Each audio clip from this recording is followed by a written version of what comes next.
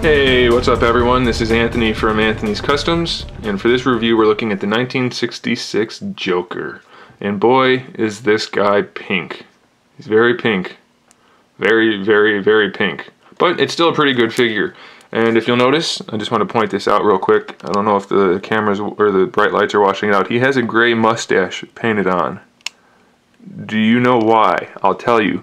He has a gray mustache because the actor who played the Joker, I cannot remember his name for the life of me, but he had a mustache. He was known for his mustache, and he said, I'm not shaving my mustache for this role. So they just put makeup over it. He ended up looking like this, pretty much. You can kind of see it in there.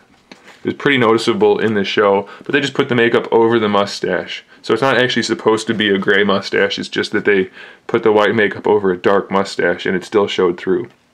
So I don't know if the guy who made the figure knew that and that's why they did that, or if they thought he was supposed to have a gray mustache, but either way it's kind of a nice little homage to the original show or movie. So I don't mind it. I think it's kind of a cool touch. So he comes with a base that says Zap, and as you already saw, he comes with this card. It's a pretty good likeness. I think it would have helped the likeness a whole lot if they put a black line under the eye, not just on top, but it still looks pretty good. And I'm not going to complain about it. And then of course we have more Batcave back here for the collector's card, and a whole new sculpt for the Joker. The paintwork on the lines of the suit, they all line up, so that's a nice thing. Definitely a good thing when the lines line up. His buttons are all painted on the front, they're painted on his wrists. On the back there's a little bit of shading. He's got the green and black on the inside. You can't pull open the jacket really to see too much, but you can see that he does have the pink suit or the vest in there as well. So it's pretty good. He has some shading in the hair, nice paintwork on the face.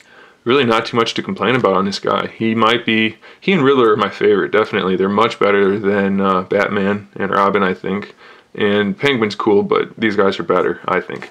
Alright, I don't know if I did the height, so I'll do it again real quick if I did. If I didn't, then I can't do it again, but here it is. 6 1/4 inches, so they're all about the same height. Head articulation. Decent swivel.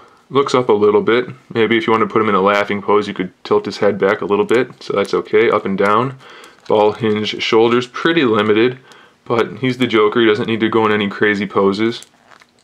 Ugly cut joint as is normal for suited figures. Pretty decent elbow hinge, and then he has a wrist swivel. This hand's a fist. This hand is a pointed finger. I don't remember why, or I don't know why he has a pointed finger, because I don't remember too much from the movie or the show, but maybe one of you guys can let me know about that if you know. I'm happy to hear it. No ab crunch, but he does have a waist twist. Of course, when you turn the waist, the lines don't all line up properly, but what are you going to do about that? It's nice that they included a waist twist. Standard hips, pretty ugly, as is normal for the panted figures, but it's, you know, what are you going to do? You have to either have a decent sculpt and ugly articulation, at least in this case, or no articulation, so I take the articulation over it. It does have a cut joint and a knee joint. Now, it would have been nice if they added the lines inside. I know that's a pain in the butt, and that's why they didn't do it, but it would have been cool. And he does have an ankle pivot. It's pretty useless, but he has it. And his shoes are painted glossy black, so it's a pretty good looking figure. There's not a whole lot I would change about it for the price point. I can't really complain too much, and I'm pretty happy with it. This figure, the Joker right here, and the Riddler, made me actually kind of happy to own the figures, even though I wasn't super stoked to get these Classics figures. Batman, on the other hand, definitely not as good as this guy. So if you're wanting to get these guys, don't be afraid to get the Joker. Definitely a good figure, and I do recommend it. So there it is, guys. Thanks for watching. Stay tuned for more figure reviews, custom figures, and other good stuff. And in the meantime, keep collecting.